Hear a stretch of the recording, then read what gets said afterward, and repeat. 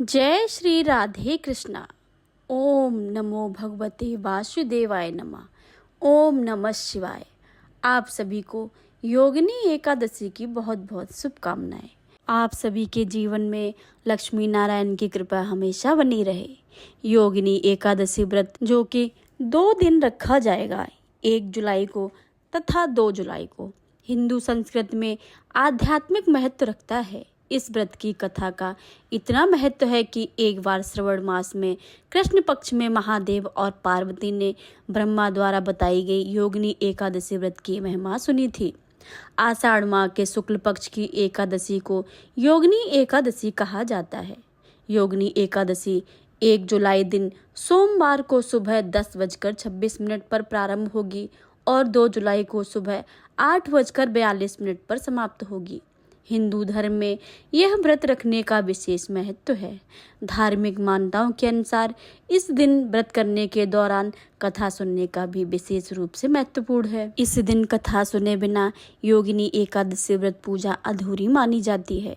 इस पावन अवसर पर व्रती व्यक्ति किसी भी प्रकार के अपराध से दूर रहकर भगवान की आराधना और ध्यान में मग्न रहते हैं। इस व्रत का पालन करने से पापों का नाश होता है और जीवन में समृद्धि और शांति प्राप्त होती है। आइए सुनते हैं योगिनी एकादशी व्रत की कथा। आप सभी से अनुरोध है कि कथा को पूरा सुने। कथा को अधूरा सुनकर आप कथा का अपमान ना करें। आइए सुनते हैं योगिनी एकादशी व्रत की कथा।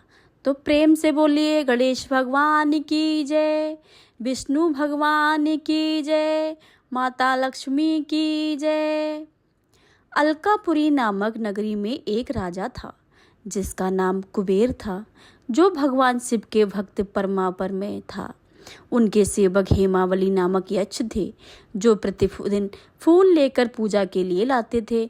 हेमावली की पत्नी विशालक्षी नाम से विख्यात थी, जो बहुत ही सुंदर थी। एक दिन हेमावली मानसरोवर में फूल लेकर वापस आए, लेकिन अपनी पत्नी के साथ रमण करने में इतने लिप्त हो गए कि पूजा के समय फूलों को पहुंचा नहीं सके।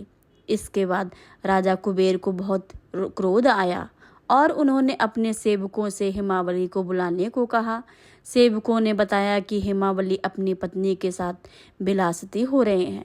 यह सुनकर कुबेर ने हेमावली को अपने सामने बुलाया। हेमावली डर से कांप रहे थे और राजा ने उन्हें बहुत भारी श्राप दिया। उन्होंने कहा, तूने महादेव का अपमान किया है, इसीलिए मैं तुझे श्राप देता हूँ कि तू स्त्री के वियोग में तड़पे और मृत्युलोक में कोबरा के रूप में जीवन बिताए। कुबेर के श्राप से परिणाम स्वरूप हेमावली स्वर्ग में से गिरकर पृथ्वी पर आए और कोबरा बन गए। उनकी पत्नी भी उनसे विच्छेद हो गई।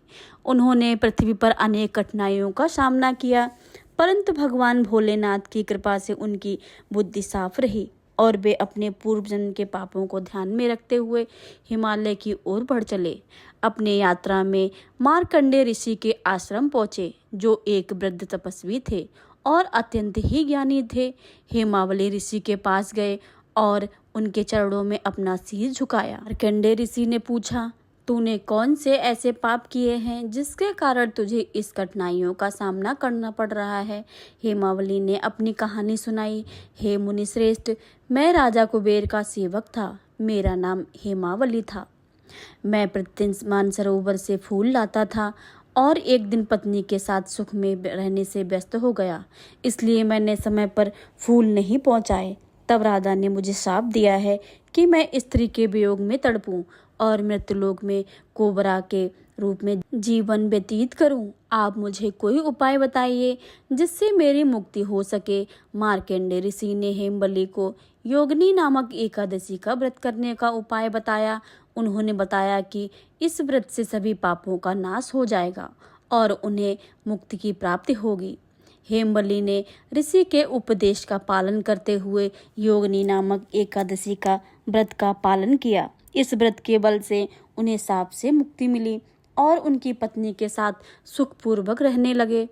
इस कथा से हमें यह सीखने को मिलता है कि अपने कर्तव्यों को अनदेखा ना करें, निरंतर पश्चाताप रखें और धार्मिक व्रतों का पालन करने से पापों का नाश हो सकता है।